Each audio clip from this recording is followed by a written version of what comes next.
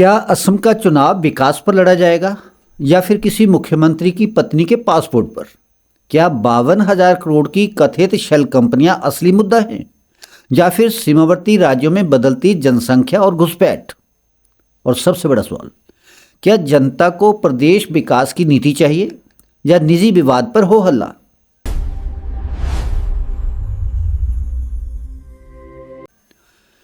नमस्कार साथियों, मैं ओपी वशिष्ठ और आप देख रहे हैं रुद्राष्ट्र। कांग्रेस नेता पवन खेड़ा ने प्रेस कॉन्फ्रेंस में आरोप लगाया कि हेमंत बिस्वा शर्मा की पत्नी के नाम से अमेरिका ब्यूमिंग में एक कंपनी रजिस्टर हुई है। 52,000 करोड़ के निवेश की बात मात्र कुछ मिनट्स में ही हो गई।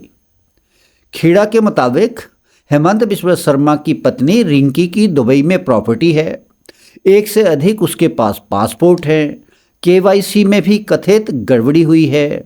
साथ ही उन्होंने रिंकी के ड्यूल सिटीजनशिप और गोल्डन वीजा पर भी सवाल उठाए। इन आरोपों पर मुख्यमंत्री का जवाब भी आया। हेमंत बिस्वा शर्मा ने आरोपों को लेकर कहा, आरोप पूरी तरह फैब्रिकेटेड और राजनीति से प्रेरित हैं।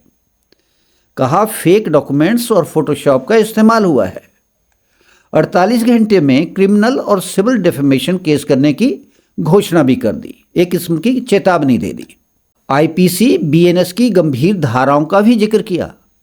इसके पीछे पाकिस्तानी सोशल मीडिया लिंक का दावा भी किया गया।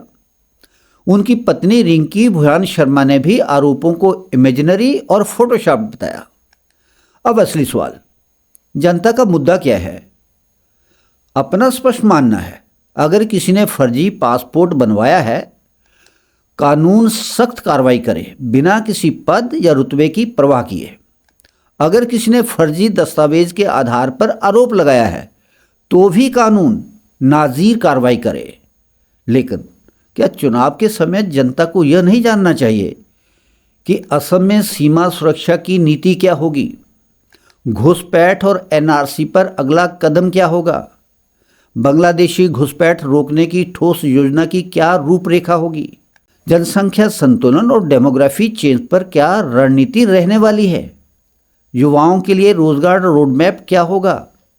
इंफ्रास्ट्रक्चर, इंडस्ट्री और इन्वेस्टमेंट प्लान क्या रहने वाला है? किसी मुख्यमंत्री को सियासी तौर पर घेरने और चुनाव जीतने के लिए क्या उसकी पत्नी पर आरोप लगाकर व्यक्तिगत हमला करना ही विपक्ष के पास रणनीति बची है? क्या विपक्ष को सामाजिक और राज्य के मुद्दे उठाकर चुनाव जीतने की कोशिश नहीं करनी चाहिए? या फिर यह समझा जाए कि विपक्ष के पास कोई मजबूत विकास का प्लान नहीं है जिनसे चुनाव जीता जा सकता हो? अगर सच में ऐसा है तो यह बहुत ही गंभीर चिंता का विषय है और पासपोर्ट जैसे मुद्दे सेकेंडरी होने चाहिए, ना कि मुख्य मुद्दे। अगर दस्तावेज असली हैं तो जांच एजेंसियों को खुली जांच करनी चाहिए, लेकिन अगर दस्तावेज फर्जी हैं तो यह लोकतंत्र के साथ एक बड़ा खिलवाड़ है और उस स्थिति में भी दोषी के खिलाफ कड़ी कार्रवाई की जानी चाहिए। मुख्यमंत्री ने कहा कि यह सामग्री पाकिस्तानी सोशल मीडिया से आई। अगर यह सच है तो यह राष्ट्रीय सुरक्षा का विषय है, अगर नहीं तो यह भी एक गंभीर आरोप है। दोनों ही स्थिति में सच्चाई सामने आनी ही चाहिए। लेकिन जनता को वास्तव में क्या चाहिए?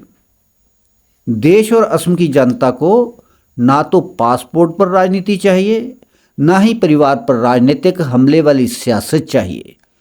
असम की जनता को चाहिए विकास की स्पष्ट नीति, सीमा सुरक्षा पर ठोस ब्लूप्रिंट, रोजगार और निवेश योजना और असम में घुसपैठ रोकने का स्पष्ट रोड मैप चाहिए।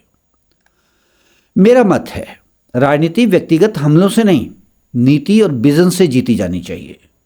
सभी दल जनता को बताएं आप जीतने के बाद करेंगे क्या, क्योंकि अंततः जनता किसी नेता विशेष का परिवार नहीं बल्कि अपना भविष्य देखती है और उसका भविष्य प्रदेश के विकास में ही निहित होता है। तो आज के विश्लेषण में इतना ही। यदि आपको आज का यह विश्लेषण पसंद आया हो तो वीडियो को लाइक और शेयर करें। हाँ, चैनल को सब्सक्राइब करना ना भूलें। मिलते हैं अगले वीडियो में किसी अन्य मुद्दे के साथ। तब तक के लिए धन्यवाद। जय हिंद, जय भारत।